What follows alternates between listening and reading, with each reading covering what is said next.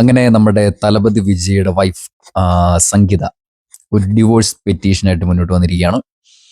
Already ഈ കാര്യങ്ങളൊക്കെ പറഞ്ഞുകൊണ്ട് അവര് ഇത് ഐ മീൻ ഇതിനെ ബോധിപ്പിച്ചു കഴിഞ്ഞു. ഐ മീൻ നിയമത്തിന്റെ മാർഗത്തിലൂടെ മുന്നോട്ട് പോവുകയാണ്. വിജയ് എന്താ പറയാ ഡിവോഴ്സിന് തയ്യാറാവുന്നില്ല. അത് മാത്രമല്ല, ഇതിന്റെ മെയിൻ കാരണം എന്ന് പറയുന്നത് കുറച്ച് നാളുകൾക്ക് മുമ്പ്, കുറച്ച് വർഷങ്ങൾക്ക് മുമ്പ് വിജയ്ക്ക് മറ്റൊരു നടിയുമായി ബന്ധമുണ്ടായിരുന്നു. അത് നിർത്താൻ വേണ്ടി സംഗീത ആവശ്യപ്പെട്ടു. പക്ഷേ അത് നിർത്താൻ തയ്യാറായില്ല. ഈ ബന്ധമായിട്ട് മുന്നോട്ട് പോയി.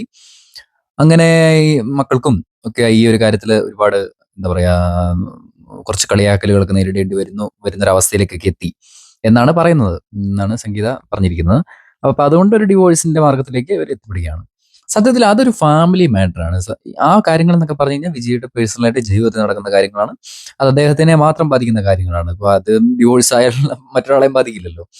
പക്ഷെ ഇതിനകത്ത് മറ്റൊരു പ്രധാനപ്പെട്ട ഒരു പ്രശ്നം എന്ന് പറയുന്നത് നമ്മൾ ശ്രദ്ധിക്കേണ്ട ഒരു കാര്യമാണ്.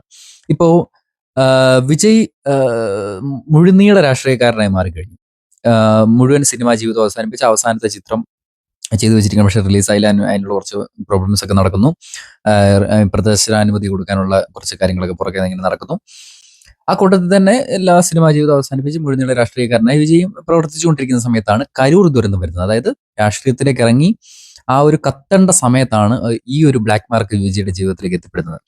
അങ്ങനെ ആ ഒരു കാര്യം ഇങ്ങനെ മൊത്തത്തിൽ ഇങ്ങനെ നിന്ന് അതൊരു ബ്ലാക്ക് മാർക്കൊക്കെ ആയി. പിന്നെ അതിനെ ഒന്ന് ഓവർകം ചെയ്ത് ഇങ്ങനെ വരുന്ന സമയത്താണ് മറ്റൊരു കാര്യം വരുന്നത്, ഈ ഡിവോഴ്സിന്റെ കാര്യങ്ങൾ വരുന്നത്. ഇതെങ്ങനെയാണ് അദ്ദേഹത്തിന്റെ കരിയറെ ഇനി ബാധിക്കാൻ പോകുന്നത് എന്ന് ചോദിച്ചു കഴിഞ്ഞാൽ അതൊരു പ്രത്യേക രീതിക്കാണ്. അതായത് നമ്മുടെ തമിഴ്നാട്ടില് രാഷ്ട്രീയവും സിനിമയും എങ്ങനെയാണ് ഒന്നായിരിക്കുന്നത് എന്ന് എല്ലാവർക്കും നമുക്ക് പറഞ്ഞു കൊടുക്കേണ്ട ആവശ്യമില്ല. എല്ലാവർക്കും തന്നെ അറിയാവുന്ന കാര്യമാണ്. അവിടെ എങ്ങനെയാണ് ഒരു ഒരു ഒരു സിനിമയിലെ ഒരു നായകൻ എത്രമാത്രം രാഷ്ട്രീയ സ്വാധീനമുള്ള ഒരാളാണെന്ന് നമുക്കത് പറയേണ്ട ആവശ്യമേ ഇല്ല. ആ ഒരു കാര്യം വരുമ്പോഴാണ് ഇത്രയും ജനപ്രീതിയുള്ള വിജയ് രാഷ്ട്രീയത്തിലേക്ക് ഇറങ്ങുന്നത്.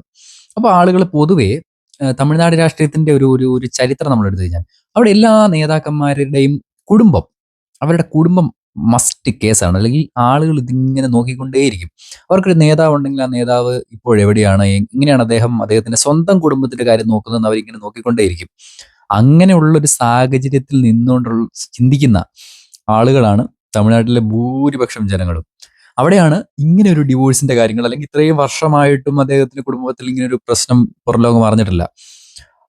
അപ്പൊ ആ ഒരു സമയത്താണ് ഈ ഒരു കാര്യങ്ങൾ വരുന്നത്. അതും ഒരു അലിഗേഷന്റെ ഭാഗത്താണ് വരുന്നത്. അതായത് ഒരു നടിയുമായി ബന്ധമുണ്ടായിരുന്നു എന്ന് ഓപ്പണായിട്ട് പറയുകയാണ് വിജയുടെ വൈഫ് ചെയ്തത്.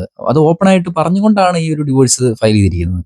അപ്പോൾ ഓട്ടോമാറ്റിക്കലി ഇതിന്റെ കാരണവും വ്യക്തമാണ്. അല്ലെങ്കിൽ ഇത് കാരണം ഹൈഡ് ചെയ്ത് ഇങ്ങനെ ഒരു കാരണം കൊണ്ടാണ് എന്നുള്ള രീതിക്കല്ല. അത് കറക്റ്റായിട്ട് അത് വരിയെടുത്ത് പറഞ്ഞിരിക്കുകയാണ്. ഒരു നടിയുമായി ബന്ധമുണ്ടായിരുന്നു, നിർത്താൻ ആവശ്യപ്പെട്ടു, പക്ഷെ നിർത്തിയില്ല എന്നുള്ള രീതിക്ക്.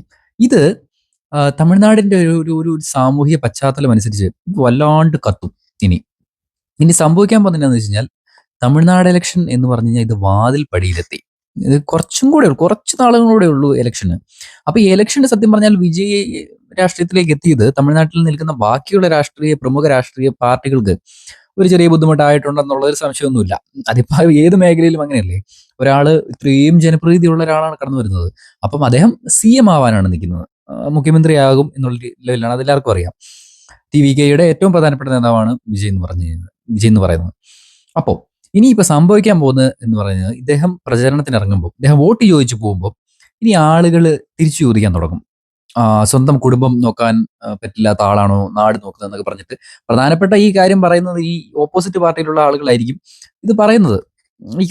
ഈ കാര്യങ്ങൾ കുറച്ചും കൂടി ബൂസ്റ്റ് ചെയ്ത് പറയുന്നത്. പക്ഷെ എന്തൊക്കെ സംഭവിച്ചെന്ന് പറഞ്ഞാലും ഇത് അദ്ദേഹത്തിന്റെ ഒരു ഒരു ഒരു രാഷ്ട്രീയ ഭാവിയിൽ വല്ലാത്ത അടിയായിരിക്കും ഇനി നേരിടാൻ പോകുന്നത്. കാര്യം അദ്ദേഹം ഒന്ന് ആ ഒരു കരൂർ ദുരന്തം, കുറെ ആളുകൾ മരിക്കുന്നു, അതൊക്കെ ഒന്ന് ഓവർകം ചെയ്തു വരുന്നു. അപ്പോഴാണ് മറ്റൊരു കാര്യം കൂടി വരുന്നത്. അപ്പോൾ ഇതിനി എങ്ങനെയൊക്കെ ബാധിക്കും എന്ന് ചോദിച്ചു കഴിഞ്ഞാൽ പ്രധാനമായിട്ടും രാഷ്ട്രീയപരമായി അദ്ദേഹത്തിനെ ഇത് വല്ലാണ്ട് ബാധിക്കും. ഒരുപാട് ചോദ്യങ്ങൾ ഉന്നയിക്കപ്പെടും. അതാണ് മെയിനായിട്ട് ഇവിടെ നടക്കാൻ വേണ്ടി പോകുന്നത്. അതായത് ഓപ്പോസിറ്റ് നിൽക്കുന്ന പാർട്ടിക്കാര് ഈ കാര്യങ്ങൾ വല്ലാണ്ട് ബൂസ്റ്റ് ചെയ്യും. അപ്പൊ ഇനി ഇലക്ഷൻ ഇനി എന്ത് സംഭവിക്കും നമുക്ക് പറയാൻ പറ്റില്ല. അദ്ദേഹം രാഷ്ട്രീയത്തിലേക്ക് ഇറങ്ങിയ സമയം ഇത്രയും ജനപ്രീതി വരുന്നു. ഓരോ എന്താ പറയാ മാന്നാട് ഒക്കെ നടക്കുന്ന സമയത്ത് എത്രയോ ആളുകളാണ് വരുന്നത്. അപ്പൊ അത് കാണുന്നത് ഇതിൽ തന്നെ ഒരു 80% 90% ആളുകളും വിജയ് എന്ന് പറഞ്ഞ സ്റ്റാറിനെ കാണാൻ വേണ്ടി എത്തുന്നവരാണ്. അല്ലെങ്കിൽ വിജയ് എന്ന് പറഞ്ഞ രാഷ്ട്രീയ നേതാവ് എന്ന് പറഞ്ഞാൽ ഒരു പ്രൂവൺ ആയിട്ടുള്ള ഒരാൾ അല്ലല്ലോ. ഒരു രാഷ്ട്രീയത്തിൽ പ്രവർത്തിച്ച് എനിക്ക് ഇന്ന കാര്യങ്ങളൊക്കെ ചെയ്യാൻ പറ്റുമെന്ന് പ്രൂവ് ചെയ്തിട്ടുള്ള ഒരാളല്ലല്ലോ. പുതുതായി രാഷ്ട്രീയത്തിലേക്ക് എത്തുന്ന ഒരാളല്ലേ, ഏതൊരാളെയും പോലെ തന്നെ. അതുകൊണ്ട് ഈ കാര്യങ്ങൾ ഒരുപാട് ചോദ്യം ചെയ്യപ്പെടും.